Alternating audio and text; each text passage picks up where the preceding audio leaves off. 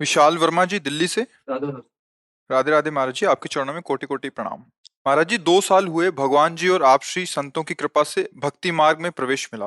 भगवान के नाम की शरण मिली। महाराज जी, शुरू में ही सुन लिया था कि कृष्ण भक्ति और कृष्ण प्रेम में धीरे धीरे सब कुछ छिन जाता है, तब उतना सीरियसली नहीं लिया।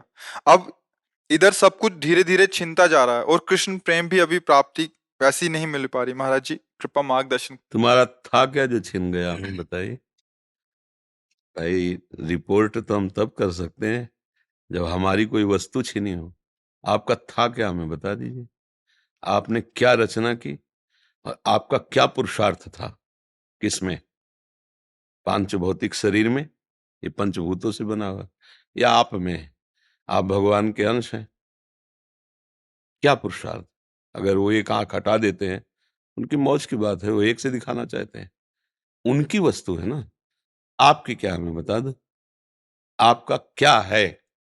आपका क्या है, आप बताइए।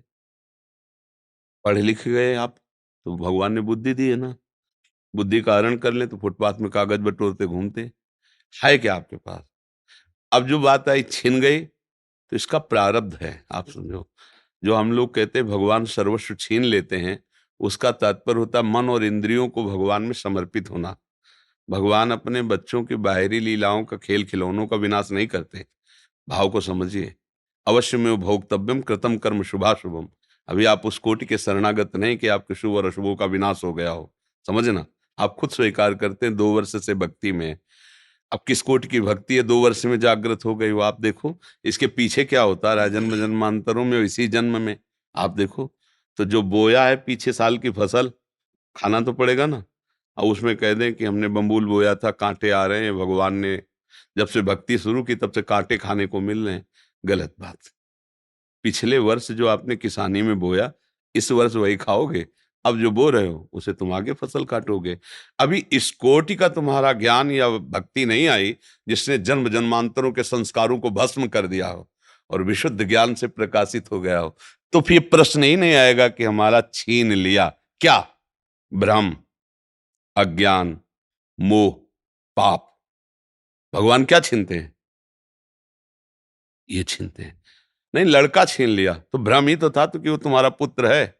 भगवान ही तो आए थे, तुम जान पाए क्या? तुम्हारे कर्म के भोग को देने के लिए उतने समय तक वो भगवान ही अंदर आए हुए थे पुत्र रूप में। तुम भ्रम से अपना मान लिया, इसे रो बैठ के। तुम्हें भ्रम रुलाएगा नहीं। मेरा ऐश्वर्य छीन लिया, तो अनंत ब्रह्मांडों का ऐश्वर्य किसका है? भगवान का है। मुनीम बन के रहते तो ठीक से चल लेते, मालिक बन गए तो माया ने विध्वंस मचा दिया कि मायापति तो सिर्फ एक ही है, श्री हरि। तू मायापति कैसे बन सकता है?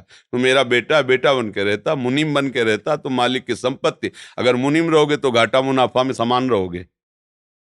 हमें तो पेमेंट मिल ही रही, जो घाटा पर वो मालिक का, जो मुनाफा हो मालिक। तो मुनीम बने नहीं, क्योंकि घाटा मुनाफा का तुम्हारे ऊपर असर हो रहा है। तुम हर्षित हो रहे हो और शोकित हो रहे हो। सिद्धांत से समझोगे तो भगवान पर कभी दोष नहीं लगा पाओगे। सच्ची मानिए। क्या छीन लिया है जब कुछ था ही नहीं मेरा?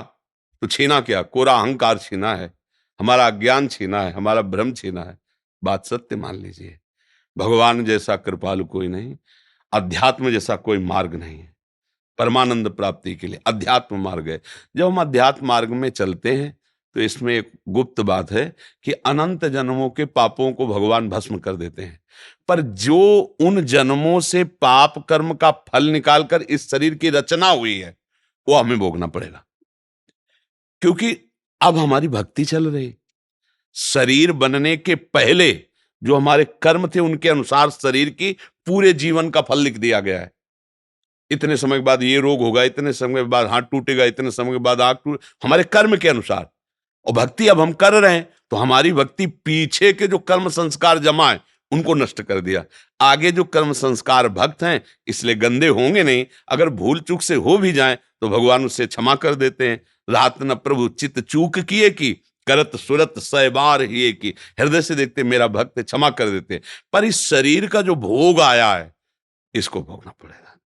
बड़े बड़े संतों में देखो, रामकृष्ण परमहंस जी के गले में कैंसर था। हर तरह के भोग। श्रीवास जी के आंगन में खड़े होकर महाप्रभु चैतन्य देव अपने परिकर के साथ कीर्तन कर रहे हैं और उनका पुत्र पधार गया। दासी ने कान में आके श्रीवास जी से कहा, पुत्र पधार गया। बीमार था, पधार गया। उनका दोबारा आवाज नहीं, महाप्रभु के कीर्तन में फर्क नहीं पड़ना चाहिए। और मंजीरा जोड़ के और जोर से वो कीर्तन करने लगे, नाचने लगे। महाप्रभु चैतन्य देव रुक गए और उनका, श्रीवास मेरा मन कुछ सुस्त सा हो रहा है, कोई घटना घटी क्या? उनका, प्रभु क्या घटना घट सकती, जहां आप मंगल मूर्ति नाम कीर्तन हो रहा वहां घटना क्या घट सकती? तब किसी भक्त ने बताया कि श्रीवास का बेटा पधार गया। तो उनका बताया क्यों नहीं? बोले प्रभु बताने की क्या बात है, आपका था, आपने उसे अपनी सेवा में भेज दिया। और जिस जीव को ये सौभाग्य मिले कि आप स्वयं कीर्तन कर रहे हैं और वो पधार रहा है, इसके लिए तो बड़े बड़े ऋषि मुनि याचना करते हैं। प्रभु ये कोई शोक की बात है, ये कोई दुख की बात है? ले वो आनंदित है, पुत्र पधार गया, वो आनंदित है कि उस जीव को जो सौभाग्य मिला। बड़े बड़े ऋषि मुनि ऐसी याचना करते हैं, और वो था नहीं मेरा, आपका था, आपने बुला लिया आपने। अब ये है भक्ति का रंग, इसमें क्या छिन गया? जो जीव जितने समय के लिए आए उतने समय तक रहेगा और चला जाएगा। ये शरीर जितने समय तक के लिए पहले ही निर्धारित हो चुका है, इसके बाद ये चला जाएगा। भैया अगर विवेक से देखोगे तो भगवान की कृपा तुम्हें दिखाई देगी, अविवेक से देखोगे तो लगेगा भगवान के साथ हमने क्या बुरा किया जो उन्होंने हमारा छीन लिया।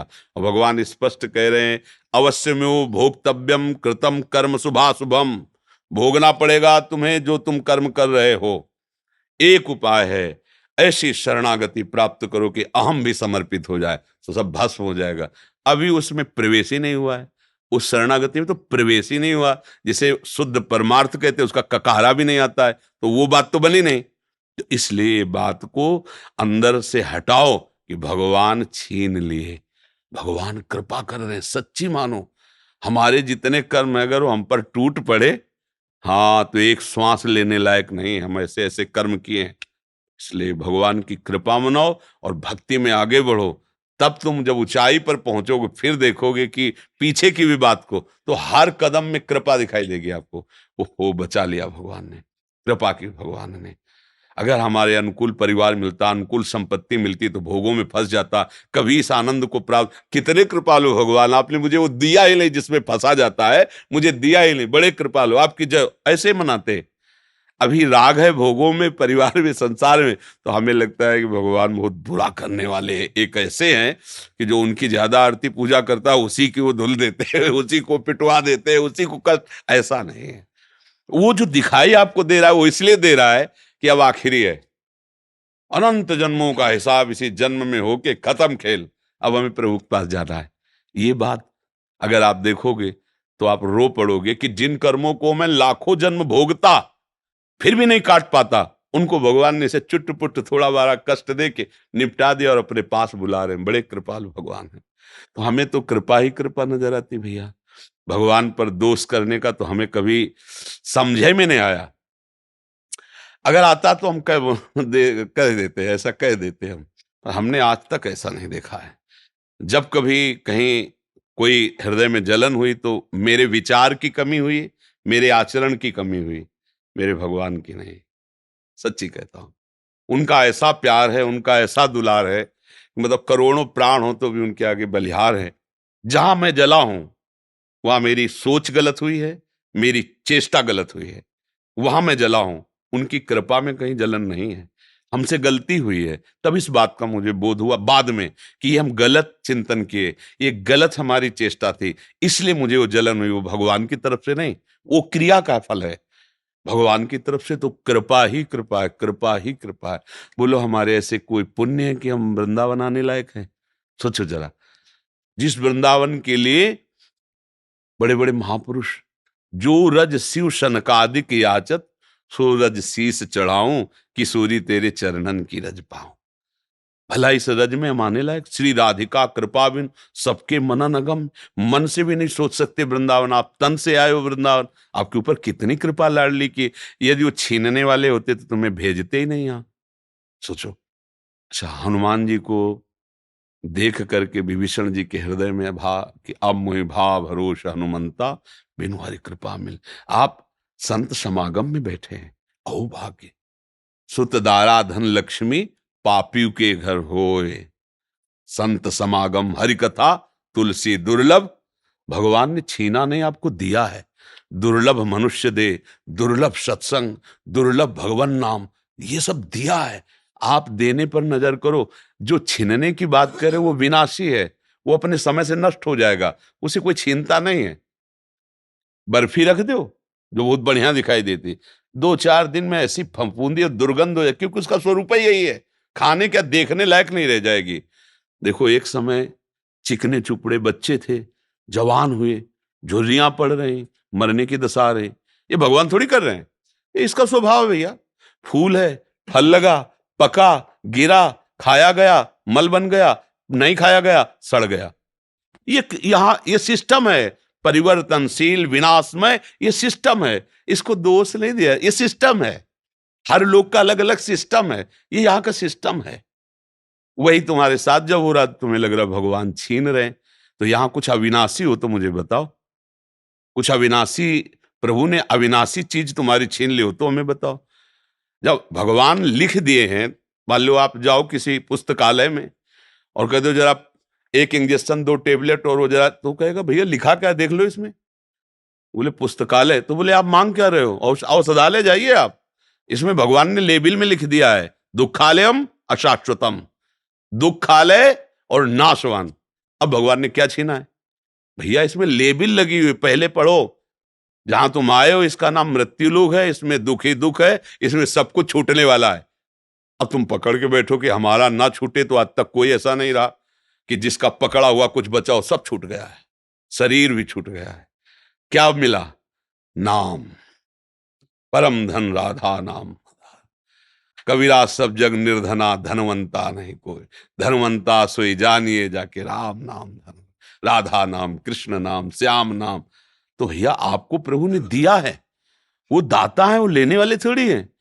भूल से सरकारी संपत्ति पर कब्जा कर लो, और जब सरकारी पार्षद आके छुड़ाए तब आप गाली दो सरकार को, तो भाई देखो तुम्हारी भूल है, माफीनामा तुम्हें लिखना चाहिए। सरकारी जमीन पर कब्जा किए हो और इसके बाद जब छुड़ाने आ रहे हैं तो आप गाली दे रहे हो, तो गलती आपकी हो रही ना। ये सब कुछ सरकारी है, भगवान का है, सेवा के लिए मिली ये गाड़ी बंगला, सेवा के लिए मिली। भगवान की सेवा कर कर, परिवार की सेवा करके अपने ऋण से मुक्त हो जाओ और भगवान को प्राप्त हो। अब मान लिया अपना और चाहते हो कि अविनाशी बना रहते हैं, अब कुछ अविनाशी नहीं भैया, सब धोखा ही धोखा है। अगर कोई आप प्रमाण दो कुछ भी अविनाशी हो तो बताओ। भगवान भी अवतार लेते हैं तो समय के साथ अंतर्ध्यान हो जाते, समय के साथ, समय जितना लेके आए उतना ही। जब भगवान नहीं ज्यादा रुके समय के आगे प्रगट अवतार में, तो हम तुम कैसे आशा करें कि भैया जरा हमें संजीवनी मूर्ति चटा देना, कि हम थोड़ा नहीं, जितनी आयु है, छठी राव के अंक जो विधना ने लिख दिए, छठी राव के अंक, राई घटे न तिल बढ़े, रहुरे जीव निशंक। यहाँ जो होला है वही होगा। तुम राधा राधा जपो, धर्म से चलो, जो साथ है उनको लेके चलो, जो छूटते जाए जय श्री राधे, आगे बढ़ो। ये महाप्रस्थान लीला है। अगर यहाँ पकड़ के बैठे हमारा लड़का, हमारी पत्नी, हमारी संपत्ति, हमारा शरीर, हम विद्वान, हम धनी, तो बाद में रोने के सिवा हाथ कुछ नहीं लगेगा, क्योंकि ये सब तुम्हारा ना था, ना है, न रहेगा, पक्का किसी का लगे ऐसा होगा। शुद्ध बात समझ लोगे ना तो आनंदित हो जाओगे। और नाटकबाजी से इसका हल होना नहीं है। नाटक में नाटक क्या, गंदी नाली के पानी से हाथ धोगे तो पवित्र थोड़ी हो जाएंगे। माया का नाटक चल रहा है। मैं और मोर तोर तय माया, एकमात्र भगवान है, दूसरा कुछ नहीं, माया ही सब कुछ ऐसा दूसरा दिखा रही। भजन करो, माया का नाश होगा तो आप खुद समझ जाओगे कोई नहीं, आप सत्य स्वरूप भगवत स्वरूप हैं। आप कोई मनुष्य नहीं हैं, आप कोई जीव जंतु नहीं है, आप भगवान के अंश अर्थात भगवत स्वरूप हैं आप। बस यही तो भूल गए, और यही याद आ जाए तो अभी मस्त हो जाओगे, अभी आनंद आ जाएगा। कोई था नहीं, कोई है नहीं, कोई रहेगा नहीं, एक ही था, एक ही है, एक ही रहेगा, बात पकड़ लीजिए। दूसरा तुमने जो माना है तुम्हारा भ्रम है, इसलिए तुम्हें रोना पड़ेगा, भयभीत होना पड़ेगा, दुखी होना पड़ेगा, यही तो हो रहा है ना।